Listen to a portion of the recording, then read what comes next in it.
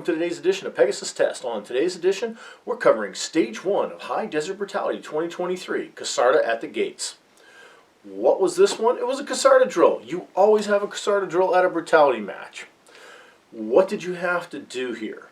Well, you started about 50 meters back from where you had to start the kettlebell. You got the go signal, you dashed up, retrieved your rifle, loaded it, and then got a hit on a target approximately 300 meters away.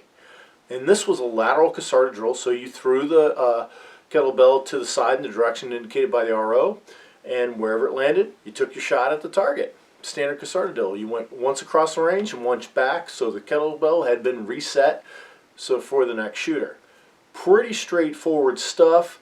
Let's take a look at the run, and then we're going to talk about it on the backside. Alright, so every Casarta drill is a little different. It's not a copycat thing every Brutality match.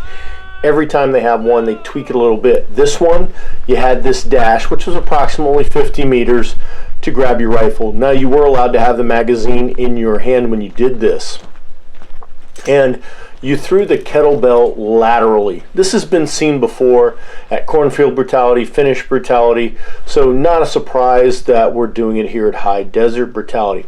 What is a little different though is you have an increase in distance, both in where you have to throw, because this bay is roughly about 30 meters wide and you have to go across it once and come back, so you're going at least 60 meters with this, and your usual Casarta drill is a 50 meter kind of drill. The other thing here is, if you notice in this view, canted upward shot. Very difficult shot to make because your target is 300 meters away up on a hill. And even with the bipod at maximum extension, it is really hard. And the limited eye box of the LPVO that I'm using, which is a Raptor 1-6 from Primary Arms, was not playing well with the helmet. And just why you're seeing me take so long to get my shots. Thank God I was getting good throws. And if you see me moving like pond water between these throws, is even though this is stage 1, it was my last stage on day 2. So for 2 days I've been out cooking in the sun, getting brutalized at a Brutality match. So yeah, the tank was a little low on gas, not gonna lie. Here on the far side of the range, right side, this is where the problem was getting more acute with the helmet and being able to see the target. You notice taking longer to acquire the shot, you know, get on target, be able to make that hit. But when I do, get it over the line. I move on out on it. And when I come to this position here, it really is problematic. I immediately go down, unfortunately blocked by the RO right there, nothing through the scope, not even close. So I just undo the neck strap, kick the helmet off, cost myself some time right there, because when I kicked the helmet off came the Ear Pro, and you gotta have that. And also I created myself a little problem, but not really, in the fact that I was gonna have to carry my helmet everywhere I went now on, instead of having it on my noggin. Also, pay close attention there. I'm actually monopoding off just one leg of the bipod there, just trying to get the right amount of elevation to gauge that 300 meter target. But applying the fundamentals of marksmanship, the hit came. Now you see me here doing what I say is a classic for the Casarta. Throw it and go. Don't look at it. It's going to be wherever it will be when it gets there. And if you do it just right, unlike what was demonstrated here, but if you do it just right, by the time that kettlebell lands and stops rolling, you're already there. Kettlebell, throw the kettlebell. You got this, Les. Keep it up. You're doing great. You got a system worked out now.